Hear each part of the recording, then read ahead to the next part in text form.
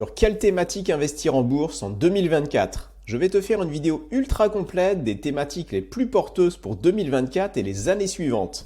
J'ai établi cette liste des meilleures thématiques à partir de toutes les lectures que j'ai pu faire sur les rapports qui ont été faits sur le sujet, et donc tu trouveras dans cette vidéo un condensé de ces informations. Pour chacune de ces thématiques, je vais également te donner des noms d'entreprises qui pourraient être dans le top 3 des meilleures sociétés qui pourraient profiter de ces tendances. C'est donc une des vidéos les plus importantes de l'année pour tes investissements en 2024. La vidéo sera peut-être un petit peu plus longue que d'habitude, mais reste bien jusqu'au bout pour ne rater aucune information.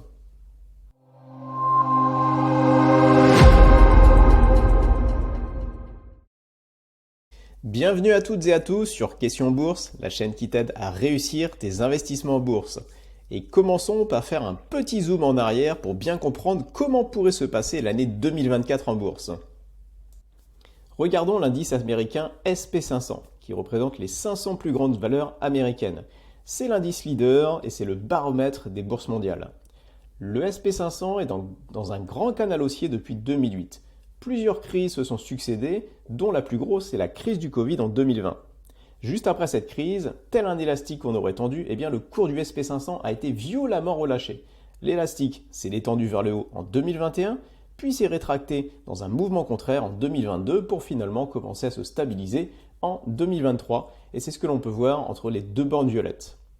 On ne sait jamais comment vont évoluer les marchés financiers à court terme, mais si on poursuit cette logique en 2024, on devrait assister à une première partie d'année encore assez difficile, avec encore un peu de volatilité entre les deux bandes violettes, et une deuxième partie d'année où le SP500 repartirait vers le haut en cassant la bande violette supérieure.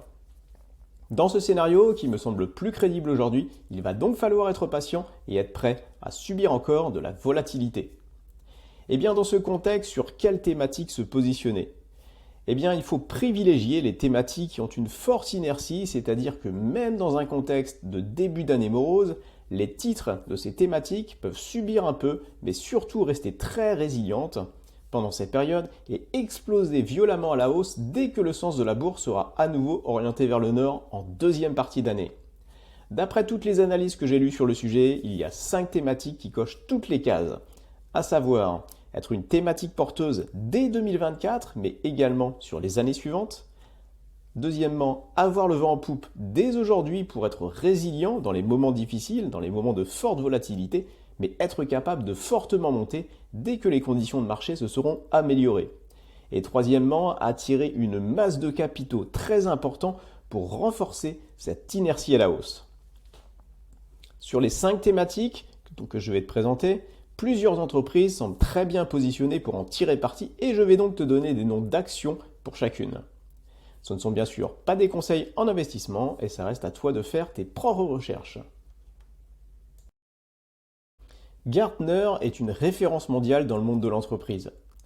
Ils analysent en profondeur les différents secteurs d'activité au niveau mondial et établissent des rapports sur les grandes tendances à venir, les entreprises les plus en pointe dans chacun de ces domaines et permettent donc aux différentes entreprises du monde entier de prendre les bonnes décisions stratégiques. Et justement, ils viennent de sortir un rapport sur les principales tendances technologiques en 2024. Alors sans grande surprise, l'intelligence artificielle est omniprésente dans les 10 plus grandes tendances et dominera encore largement le secteur technologique en 2024. Le rapport fait une trentaine de pages, mais je te résume très rapidement les axes liés à l'IA et sur lesquels les entreprises, dont notamment les entreprises cotées en bourse, vont mettre l'accent cette année. Il y a d'abord l'intelligence artificielle et la sécurité, notamment celle des données, et là l'Europe a déjà fixé un cadre réglementaire auquel devront se conformer la plupart des entreprises, notamment américaines. L'intelligence ensuite appliquée à des tâches, à des secteurs spécifiques. On va assister en 2024 plus à une spécialisation de l'intelligence artificielle à certaines tâches qui pourraient potentiellement disrupter certains secteurs. Il va falloir être très attentif. Il y aura également plus de rapidité et de productivité dans les entreprises avec un minimum d'investissement et d'efforts grâce à l'intelligence artificielle pour celles qui réussiront à bien l'intégrer à leur process. Et donc il y aura potentiellement un effet très bénéfique pour améliorer la rentabilité et les marges des entreprises. Et enfin, il y aura bien sûr plus de valeur ajoutée pour les clients On a déjà vu Microsoft qui a commencé à intégrer l'intelligence artificielle avec Copilot, sa suite Copilot, Google qui va l'intégrer dans ses téléphones Pixel avec tout ce qui est retouche photo de façon un petit peu magique, et Apple va également l'intégrer dans ses iPhones avec l'analyse d'images. Ce ne sont que quelques exemples, mais on va assister de plus en plus à de la valeur ajoutée qui sera intégrée dans les différents produits et services des entreprises à destination des clients. En 2023, on a assisté donc au démarrage de cette thématique intelligence artificielle, et ça s'est bien vu sur la plupart des grosses entreprises américaines technologiques en bourse, les 7 magnifiques. J'ai d'ailleurs fait une vidéo complète sur le sujet que tu peux retrouver en haut à droite ou dans les commentaires de la vidéo. Et donc il y a plusieurs façons de jouer la thématique IA. Et bien d'abord, ceux qui fournissent les intelligences artificielles. Aujourd'hui, on a Microsoft avec ChatGPT, on a Google avec Bard, mais on a également Apple, Amazon, Facebook, Tesla qui arrivent avec leur propre intelligence artificielle. Comme je te disais, j'ai déjà fait la vidéo complète sur le sujet que tu peux retrouver dans les commentaires de la vidéo. Il y a ensuite la possibilité de jouer la thématique IA pour ceux qui fournissent le matériel qui permettent de faire tourner tout ce qui est intelligence artificielle sur les puces. On a avant tout Nvidia, le très grand leader du marché qui a beaucoup d'avance sur la concurrence, mais dans un deuxième temps, AMD pourrait à moyen terme venir titiller Nvidia sur ce segment. AMD a déjà commencé à sortir ses premières puces d'intelligence artificielle, qui ont des bonnes performances également. Si tu veux jouer également l'intelligence artificielle sur les mobiles, Qualcomm est une entreprise très en pointe sur le sujet. Et dernière façon de jouer les choses, tu peux jouer TSMC, qui est donc le fondeur, celui qui permet de fabriquer les puces que vont utiliser Nvidia, AMD, Qualcomm et les autres. Il y a également les entreprises qui vont utiliser pleinement l'intelligence artificielle pour disrupter un secteur ou prendre le pas sur la concurrence. Ces entreprises risquent d'exploser en bourse, si elles sont cotées en bourse bien entendu, mais il est très difficile en l'état aujourd'hui, c'est difficile d'identifier ces entreprises, mais il va falloir très attentif sur le marché pour voir si une entreprise arrive à disrupter un secteur et contrecarrer la concurrence. Je surveillerai tout ça pour toi tout le long de cette année, et s'il y a le moins d'entreprises qui arrivent dans cet état, je t'en parlerai dans les vidéos hebdomadaires. Donc pense bien à t'abonner pour ne pas rater ce genre d'informations. Ensuite, dernière façon de jouer la thématique intelligence artificielle, c'est de regarder les entreprises qui vont aider à faire la transition dans l'intelligence artificielle. Et justement, c'est la deuxième thématique. On le voit, que ce soit par rapport à l'intelligence artificielle ou aux autres nouvelles technologies, les entreprises de 2024 vont devoir intégrer toujours plus d'outils technologiques pour rester au top de la concurrence, ou au contraire, pour venir titiller les leaders mondiaux. Intégrer ces technologies, c'est pour les entreprises avoir un avantage par rapport à la concurrence, mais c'est également devenu un impératif pour les entreprises pour rester dans la course. À terme, il y aura les entreprises qui l'utilisent, ce qui leur fera gagner en productivité, améliorera leur marge et leur donnera également plus de valeur à leurs produits ou services. Et il y aura les autres, les entreprises qui n'ont pas intégré les nouvelles technologies et qui se feront distancer par la concurrence. Par exemple, L'Oréal, le leader mondial de la beauté cosmétique, l'a bien compris et est en pointe dans la beauté du futur. L'entreprise s'est énormément digitalisée. Et exemple concret, ils sont notamment en train de développer et mettre en place un système de traçabilité complet de tous les ingrédients d'un produit, un rouge à lèvres par exemple, et qui serait accessible avec un simple QR code. Ils utilisent également l'intelligence artificielle pour mieux comprendre le comportement des consommateurs et adapter leurs ventes en conséquence. L'utilisation des technologies de pointe est vraie chez L'Oréal, mais c'est également le cas dans beaucoup d'entreprises qui ont bien compris qu'il était vital pour eux de sauter le pas. Pour accompagner toutes ces entreprises dans leur changement technologique, qu'elles ne maîtrisent pas toujours, il existe des consultants spécialisés qui sont devenus indispensables pour réussir cette transition. Ces consultants ont les connaissances, les compétences et l'expérience pour conduire le changement technologique dans les grandes entreprises. Ils appartiennent, ces consultants, à des grands groupes de conseil en informatique qu'on appelle des ESN, des entreprises de services informatiques. Ces ESN, ce sont ces entreprises du service numérique qui sont la deuxième thématique porteuse sur 2024. Ils ont le vent en poupe depuis quelques années et vont l'avoir encore plus en 2024 avec l'avènement de l'intelligence artificielle et toute la transition qu'il y a réalisée chez les entreprises. Alors justement, quelles ESN sont les mieux placées pour répondre à la problématique des entreprises en 2024? Je vais t'en donner deux. La première, c'est Capgemini, qui est le leader européen qui a investi massivement dans l'intelligence artificielle pour justement aider ses clients, qui est très bien positionné aujourd'hui pour répondre aux défis technologiques des entreprises en 2024. Deuxième entreprise, Accenture, c'est le leader mondial du conseil en informatique, qui a également investi massivement dans l'IA et surtout qui est idéalement placé avec un carnet d'adresses, notamment pour les grandes entreprises, qui va lui permettre justement de remporter de très juteux contrats. La troisième thématique n'est pas nouvelle de 2024, mais elle risque de fortement s'accélérer cette année et dans les années qui viennent. Il s'agit du cloud. Aujourd'hui, toutes les entreprises ont besoin d'informatique, soit elles hébergent et gèrent elles-mêmes leur système d'information, soit elles le confient à une entreprise dont c'est le métier. Héberger une infrastructure chez soi est coûteux, demande des compétences, de la maintenance, des astreintes, et souvent pour quelque chose dont ce n'est pas le cœur de métier de l'entreprise. La tendance de fond depuis plusieurs années est donc d'externaliser complètement l'infrastructure informatique chez des gens dont c'est le métier et qui assurent que les systèmes sont opérationnels 24/24, 7 jours sur 7 et surtout que les accès et les données soient sécurisés. D'après un rapport hyper complet de Lambert Consulting sur l'utilisation du cloud dans les entreprises et l'évolution pour les années qui viennent, la taille de l'industrie mondiale du cloud computing passera de à peu près 370 milliards de dollars, qui était en 2020, à 830 milliards de dollars en 2025, soit plus du double. Et tout ça à un taux de croissance annuel supérieur à 17%. Gartner, dans son rapport, prévoit que d'ici 2027, donc très bientôt, plus de 70% des entreprises utiliseront des plateformes cloud, ce qui est juste énormissime. Aujourd'hui, le secteur est assez cadenassé avec principalement 3 entreprises, Amazon avec son service AWS, Microsoft avec son service cloud Azure et Google avec son service GCP, Google Cloud Platform. Ils détiennent à eux 3, d'après Gartner, 32% du marché mondial.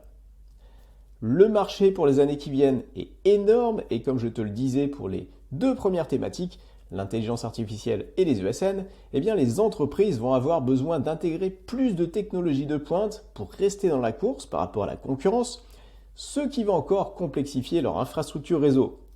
Et donc renforcer le fait qu'ils fassent gérer tout ça par des entreprises dont c'est le métier, principalement des entreprises du cloud. Et donc pour jouer cette thématique cloud, les 3 grands spécialistes, Amazon, Microsoft et Google, sont clairement les plus pertinents encore une fois.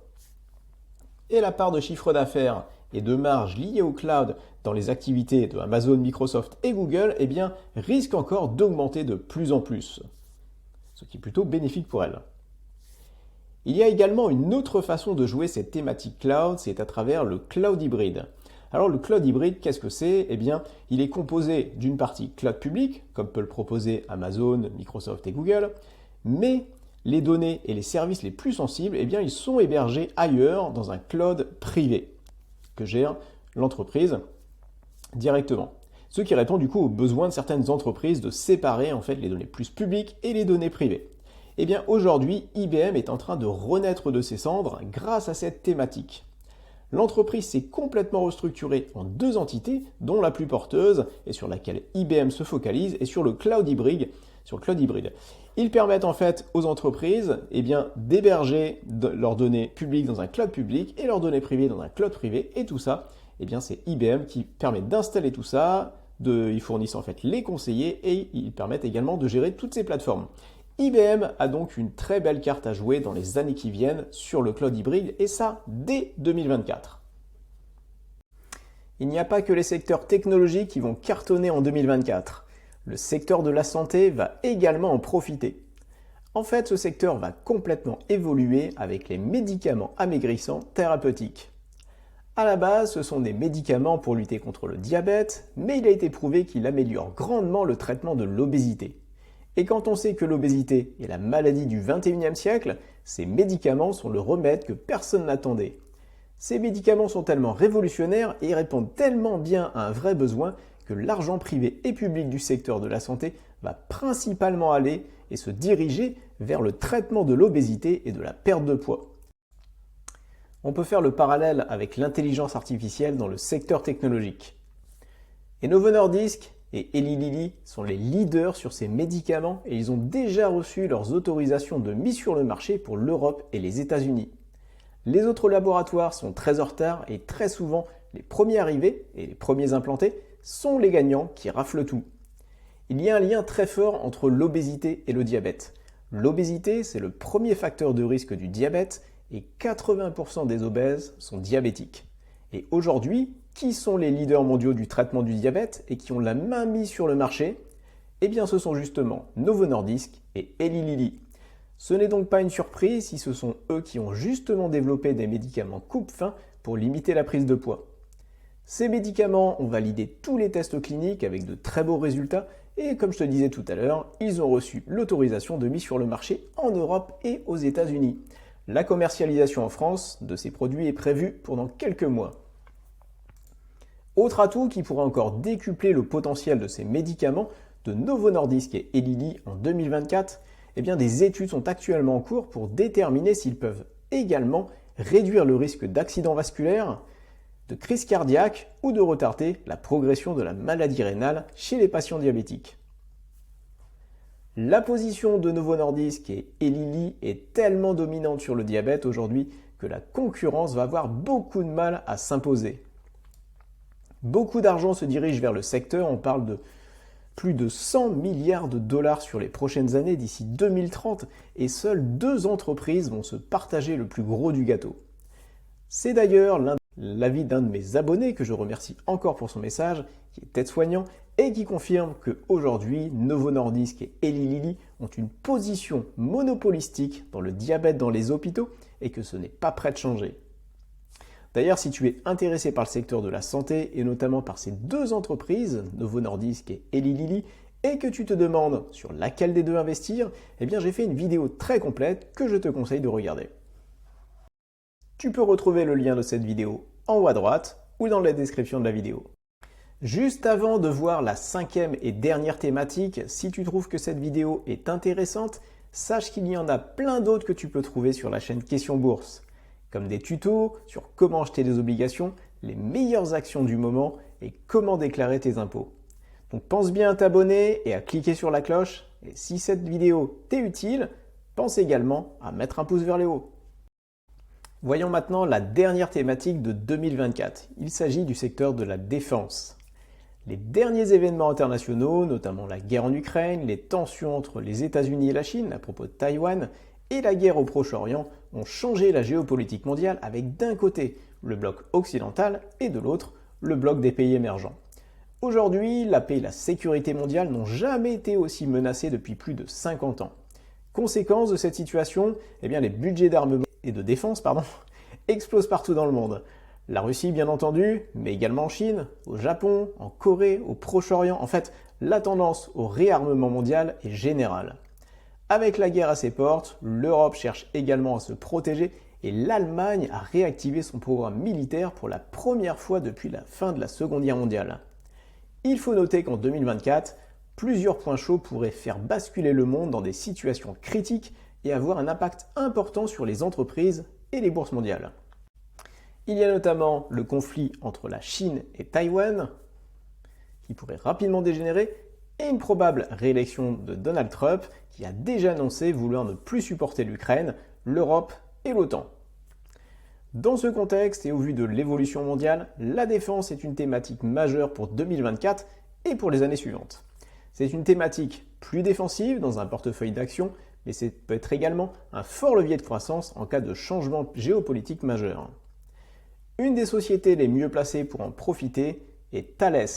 Thales est le leader européen qui est très bien diversifié aussi bien géographiquement que par activité, avec 50% de son chiffre d'affaires dans la défense, 25% dans l'aérospatiale, qui est en tendance très forte, je le rappelle, avec la relance de la conquête spatiale, et 25% pour la cybersécurité, qui est une activité en très forte croissance et un des enjeux majeurs des thématiques tech. A noter justement que Thales vient d'acquérir une entreprise américaine de cybersécurité, ce qui en fait un des leaders mondiaux du secteur. Au niveau graphique, le cours de Thales a très bien remonté après une jolie figure de retournement et est actuellement en consolidation avant peut-être une nouvelle poussée en deuxième partie d'année. Dis-moi dans les commentaires ce que tu penses de ces 5 thématiques et quelles seraient d'après toi les grandes tendances pour 2024. Et bien sûr, si tu as apprécié la vidéo, pense également à mettre un pouce vers le haut, c'est très important. Je te remercie par avance et je te laisse regarder la prochaine vidéo sur l'analyse des superbes sociétés qui vont arriver pour 2024. Pense à t'abonner et bons investissements!